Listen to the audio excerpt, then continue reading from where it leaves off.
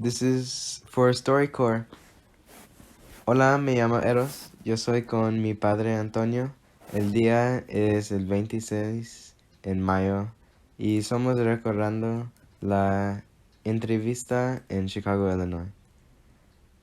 The rest of the interview from my perspective will be in English. So I'm gonna ask you some questions, puppy. Okay, sounds Okay. good. Okay. So the first question, what surroundings were you born in? Like, yeah.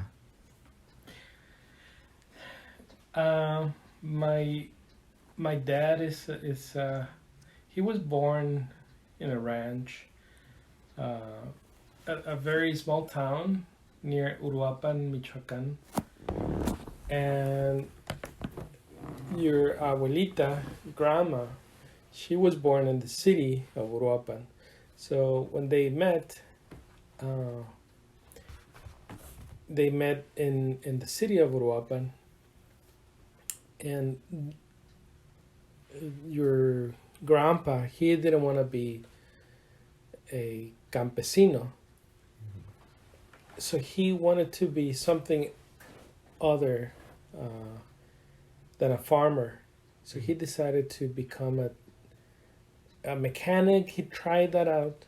He didn't like it, and he saw some people that were dressed very nicely, and he saw them and he asked them what did they do, and they were tailors. So he decided to become a tailor. So my childhood, my I was born into being surrounded by tailors. Abuelita, she is also a tailor, seamstress.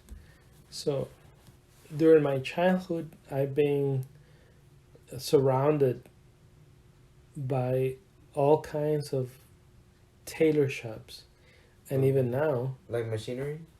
yeah, Do you have machinery, yeah, and I've been surrounded by machines, irons, clothes, fabrics, fabrics, and string? Ooh. going shopping for uh, suits, uh, dress pants, all kinds of stuff. It's been since I was a kid. I used to accompany my mom in Mexico City, uh, because they moved. They moved to From Mexico Uruapan? City from Uruapan Okay. to Mexico City. That's where your grandpa had a few tailor shops, and the whole family moved from Uruapan to Mexico City, and we have even now all some of your aunts are tailors because when they came to the U.S., they needed to have a profession other than what they could do. Originally, they were engineers, civil engineers, biologists, but they needed to have something that they could do quickly to the U.S. So all my life, I've been surrounded by tailor shop, even now. Yeah, we can still see the tailor shop. Well, they used to be in Abuelita's house. Yeah, and even nowadays, as I'm the one that irons all the stuff and makes a little bit of alterations. When I was a kid, my dad used to pay me just a few uh, pesos uh, if I did something like related to tailor shop. I had a list, and I had prices. When I was a kid, I told my dad, "I'm gonna charge you this amount if I do this, if I iron this, if I sew uh, this part of the." It was very simple. Everything was very simple. So I had prices, and every time I would do something, I wrote it down, and I would tell your abuelito, okay, at the end of the day, I did so many things. So this is gonna be my price. Mm-hmm. Even maybe cleaning up the tailor shop, sweeping, or washing windows, or he had two mirrors. They were parallel to each other, and somebody could see the front and the back of whatever they were. What they were wearing, like. They would, So they it would was order. to see their suit. See their suit from the front and the back, and we would have to keep those mirrors very clean. And the tailor shop had some glass windows, so I had to clean them up. We had to make sure that everything looked really nice for the clients. So it was. You know what? We can say that that was where you worked. That was your first job. Yeah, actually, You were my a first little job. entrepreneur. How did Abuelito like that? Did he like it? Oh, he liked it. I don't think I charged him too much. I don't think he went bankrupt. No. It was fun because I actually wanted to do more, Mm-hmm. because for me I was earning money, Mm-hmm. and with that money I could go shopping, probably just candies and stuff like that. But I had my own money, and yeah, you're right. That was my first job. I was thinking, after engineering and this, but no, you're right. That was my first job, my first paying job.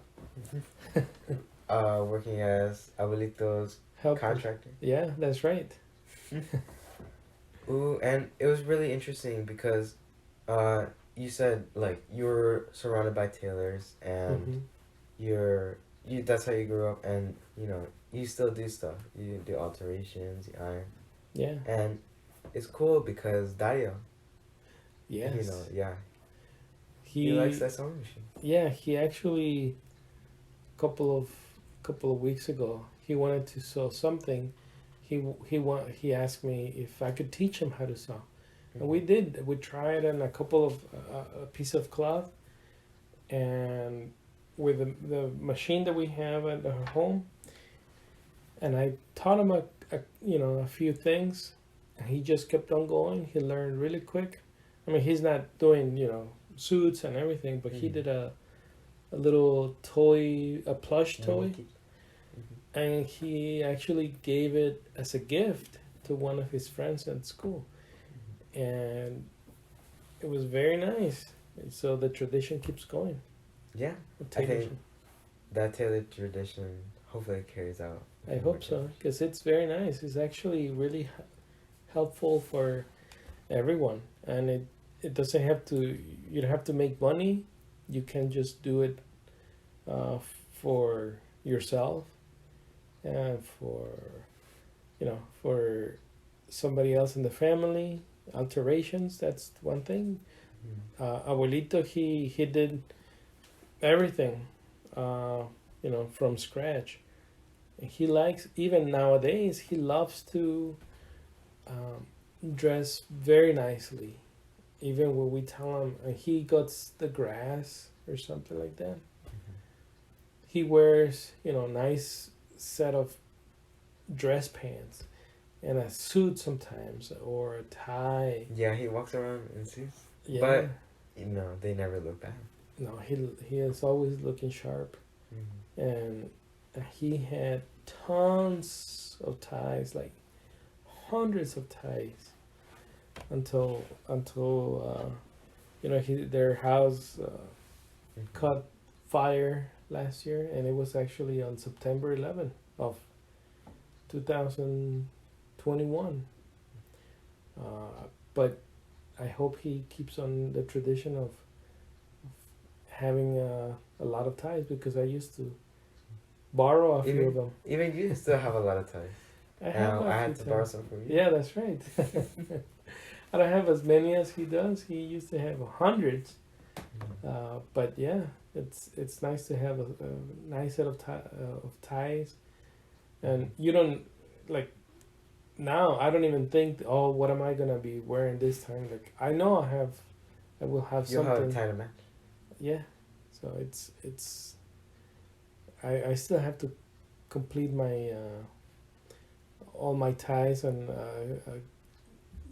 grow my collection of ties. That was a really nice question, and that was a really great answer. Now I'm gonna ask you a very simple one. Okay. So, what is your favorite food? Oh, my favorite food. Yeah, it's Oh very my tough. goodness. Well, you know, I think most of my stuff, most of my life, it's depending on my childhood and where I was born and what I've been, um, you know, where I have lived. So I guess it would be carnitas, tacos de carnitas, taquitos de carne. Oh, it would be pork, and we used to have carnitas in Mexico. Those are the best carnitas that there are. Actually, here in the U.S., everybody says, "Oh, these carnitas are made are the style Michoacan style," and because they're super delicious. And Did you ever have Guadalajara style? I don't even know if they have Guadalajara style carnitas, but they have a Michoacan style. And even though we're neighbors from Guadalajara, Jalisco, I don't. The only thing that they are famous, or not the only thing, but they're famous for their tequila, and we don't have tequila from Michoacan. But one of the best things about where I was born is avocados, aguacates. They call the the capital of the world of avocados, Uruapan. That's where they grow the most, and they export the most avocados from from Uruapan and the whole region, and they're very delicious. They love them around the world, and even they export them to every part of the world, to Japan. We've we've we actually have traveled with my uncle, so he's an exporter of avocados. Oh. So Well, I mean, usually we get the tortillas from Michoacan, but avocado central. is from Michoacan. So many of them that are from here can see the little label, and it's exported from Michoacan. So that's So maybe your favorite food is a combination. it's a It's combination. carnitas con aguacate. That's right.